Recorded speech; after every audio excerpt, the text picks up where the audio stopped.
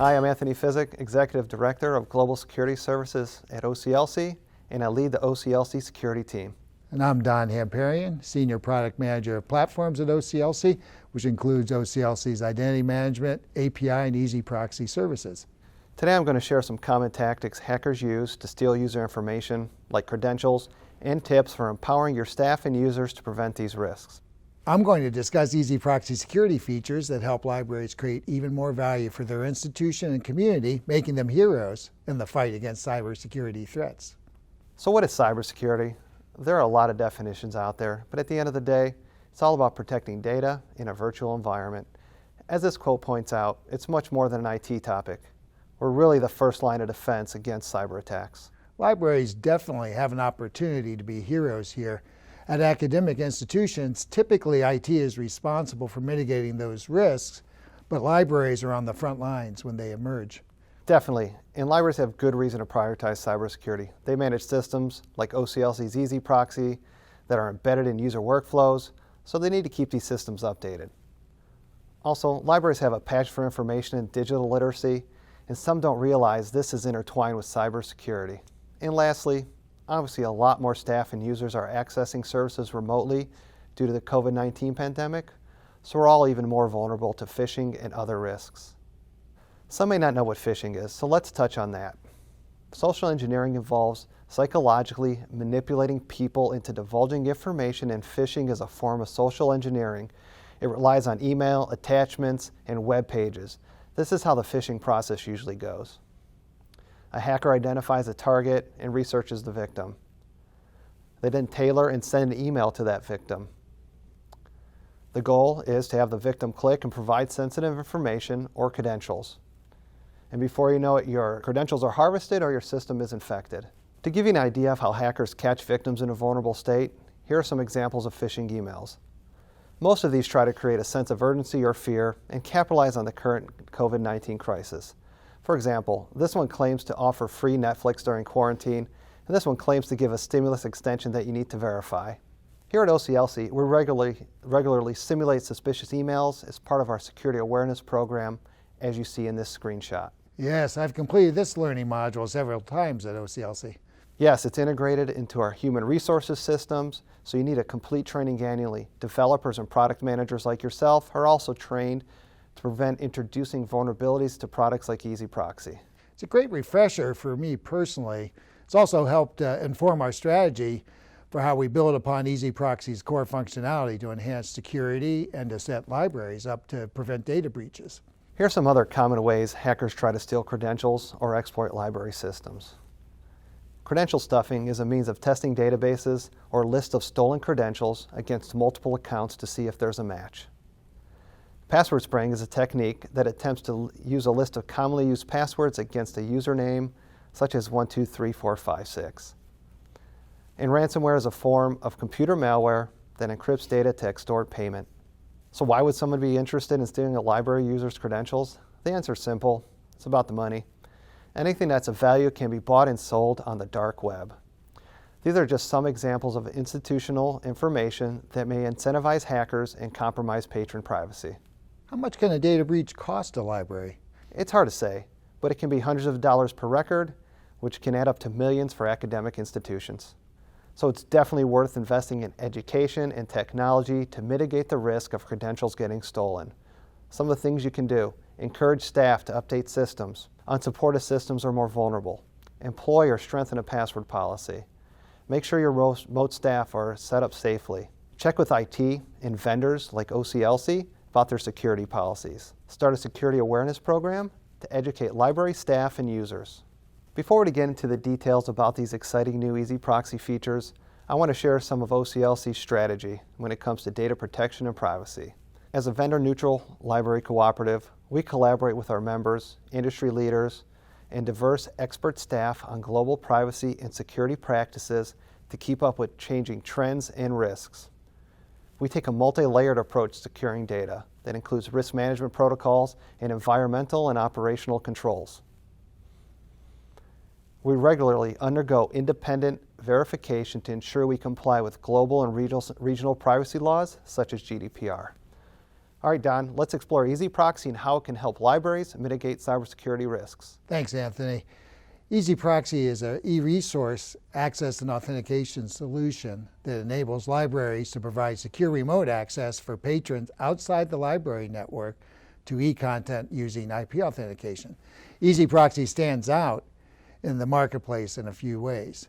It was built with library needs in mind. It preserves patron privacy by default, and new security features add an additional layer of protection. EZproxy is flexible. It works with many different kinds of authentication methods and supports nearly all content providers. You can also configure access by groups. EZproxy logs rich usage data, which is really helpful for libraries to evaluate e-resource impact and make more informed collection management decisions. And our user community, it's amazing. EZproxy is used by thousands of libraries in over 100 countries. We often get asked, how does EZproxy work? So I'll quickly explore this. It starts with the library user discovering and requesting access to an e-resource on a publisher website. Then EZproxy requests the user's credentials. It authenticates their identity using the institution's preferred authentication method. EZproxy leverages robust security protocols designed to automatically detect if credentials are being used to authenticate and have been compromised. They can also be disabled and adds an additional security layer to help IT prevent data breaches. EZproxy uses IP authentication, so the request is passed on to the content provider with an EZproxy IP address attached instead of the user's, and that protects patron privacy. The content provider then determines if the EZproxy IP address is associated with an institution by checking its list of registered IP addresses, and if it is, the content is delivered to the library end user. Our users also love EZproxy because it logs rich usage data across all the library subscriptions, and this provides a rich and unbiased view for data decision-making and is the foundation for EZproxy Analytics, a turnkey analytics service that manages, enriches, and visualizes this data. Do other solutions preserve user privacy like EZproxy? Federated access solutions may not preserve user privacy by default. They use an internet standard called SAML that provides access to e-resources by releasing user information like role and department to content providers. I will note that EZproxy can interoperate with this type of authentication. OCLC continues to enhance and strengthen security so libraries can provide the most secure and continuous remote access possible for their patrons. EZproxy is a powerful tool that libraries can add to their toolkit to detect stolen credentials early on and mitigate breaches. We've built in robust security protocols that are designed to detect stolen credentials. In some cases, EZproxy is one of the only systems on campus, especially in the library, that can do this. So it positions the library as a data and privacy protection hero or leader on campus as they work with IT to resolve compromised credentials. Some people don't realize that most hackers form patterns or indicators of how they operate. These are called indicators of compromise. For example, when a user account location or IP address jumps to a different geographic region in a short period of time, that's a telltale sign that account has been compromised. You can't fly from the US to the UK in 20 minutes. Right. And that's one of the criteria we've built in. We've developed these rules based on the patterns we've identified. Libraries can augment them and even share these rules and ideas for enhancing the rules in our community center.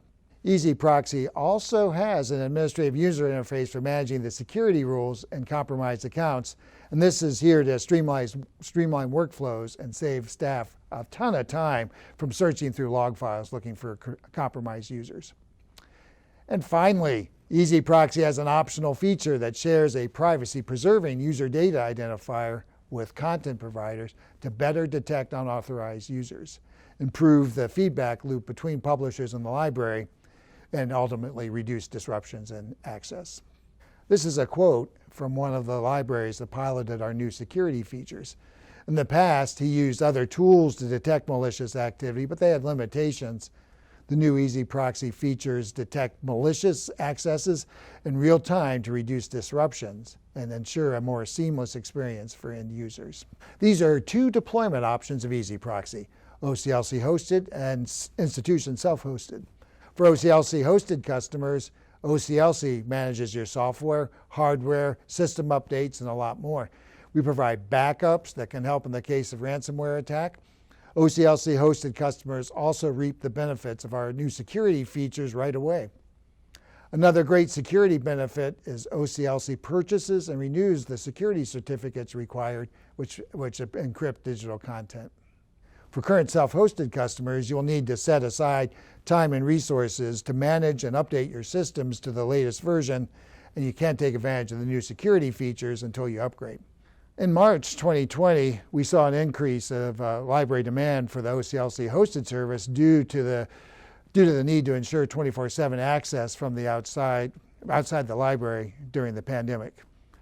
To support this transition, we streamlined the implementation process. You can now test EZproxy hosted in as little as 3 business days after your implementation kickoff meeting, and this enables you to connect your users to e-content faster. And that brings us to the end of the session. Thank you for taking the time to learn more about cybersecurity and EZproxy. And to learn more about EZproxy, visit oc.lc/EZP.